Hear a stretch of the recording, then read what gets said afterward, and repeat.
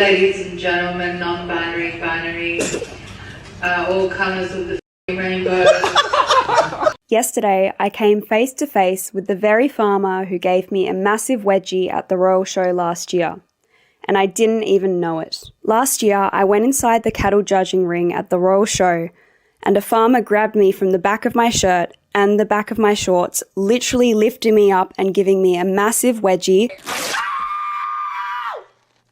before throwing me around and pinning me up against the fence. Well, she does have an OF and usually have barely any clothes on when she goes talk to young kids. So maybe him giving her a thong is not that far from regular. I have a lot of trans friends. If they were dead named, it would be shattering to them. I think it's very wrong. A few moments later. Well, why do names matter so much? It's not as deep as you think it is. It's just a title. If they were dead named, it would be shattering to them. I think it's very wrong. Well, why do names matter so much? You're so dumb. You are really dumb. 99% of trans people, and it says, at the end of the film, there's no long-term studies of transition regret, but from what we do have, 99% of trans people do not go on to regret their transition, right?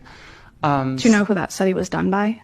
I don't remember, and So his name is Dr. Jack Turbin, and he's actually funded by AbbVie. AbbVie is a pharmaceutical company that gives money or does create cross-sex hormones and puberty blockers. Jack Turbin is essentially paid by people who benefit from you being on cross-sex hormones. And so he's the one that's put that study out, and he's the one that's given you that statistic. So it's not to say that I'm not negating who you are or who you believe you are, but that's not a true statistic. These people know the long-term harm it can have on people, but they're looking at the short-term money that they could make. A good example of that is cigarettes. They had cartoons with them smoking cigarettes marketed to children. The Flintstones has been brought to you by Winston, America's best-selling, best-tasting filter cigarette.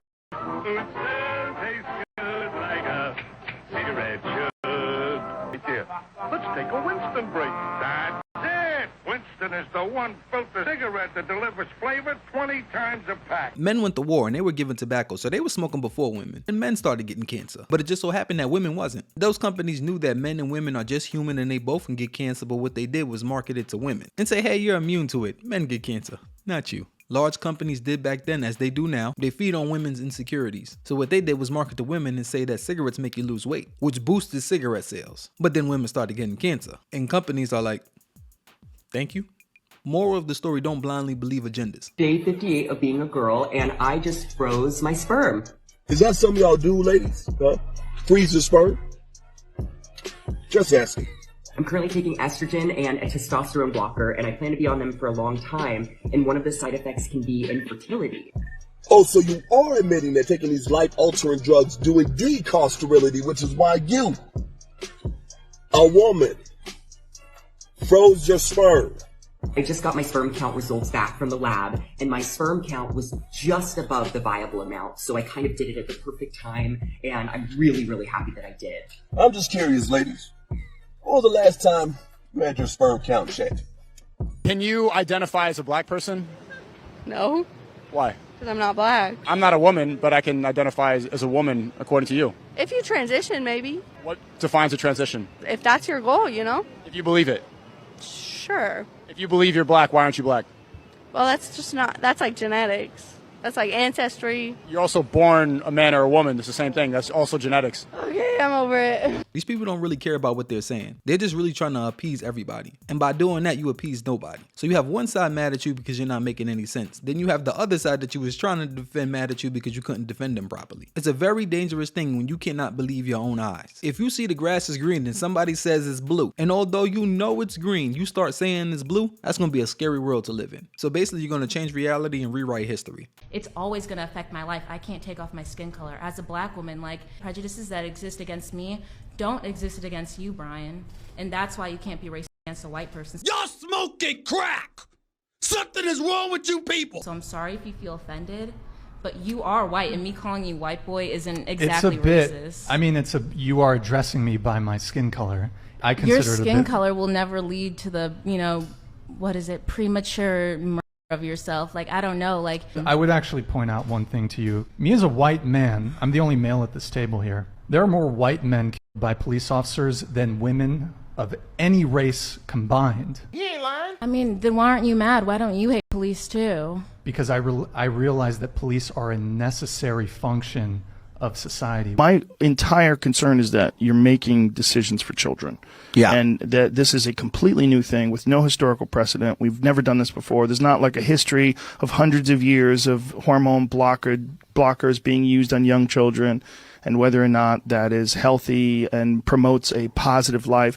I feel like if a child thinks they're a girl, let them live as a girl. But you don't have to hormonally engage with their body with chemicals. It just seems crazy. It seems ill-advised. It seems like this movement of acceptance and progressive thinking in many ways is a fantastic thing. It's a fantastic movement. But this seems to me to be a leap.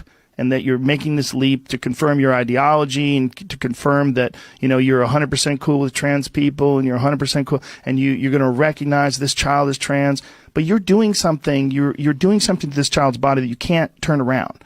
And if this child decides at whatever age we decide that you can make rational decisions to transition as trans, let them fully develop first. Guys, I'm literally shaking for no fucking reason. I was just misgendered by this person I was helping. For once, I'm completely inclined to agree. One was indeed shaking, for no reason. If anyone gets that upset over being misgendered, they obviously have a lot more to work on in themselves. For instance, I get called a man, or trans, or being accused of being 60 to 70 years old, multiple times a week. And if I let things like that get to me, then I would never get anywhere in life. And for some reason, I couldn't correct him. I don't know why. If one wants to identify as a woman, take a moment to imagine what biological women have had to deal with since birth. And if being called the wrong gender upsets one that much, maybe one isn't strong enough to be a woman. Every single time he called me man, I just didn't know what to say back. We all, including you, know you look like a man. Shouldn't have said that. So therefore people call you a man. And as this woman says, sometimes she gets called a man. However, she's a woman. It's typically called a mistake. But mistakes only happen when you're wrong. Ma'am. Don't assume my gender. Yeah, I don't do that. Don't assume your gender. What are your pronouns then? They and Z and princess. Princess? Damn. I almost walked out today, and I'm crying in the back room right now, and I almost cried on the floor. It's just 3.5 hours into my shift. There's so many customers, and we have 4 people on the floor all day. Only 5 people were put on the schedule, and somebody had to call out. And there are 4 people running the whole store, and there's so many customers, and there's possibly scheduled 5 people. We only have 13 people employed at this store, and there's so many customers. And then people are yelling at me because they don't have their orders ready, and they don't know what to do. And the customer was misgendering me today, really badly. I didn't have their order ready.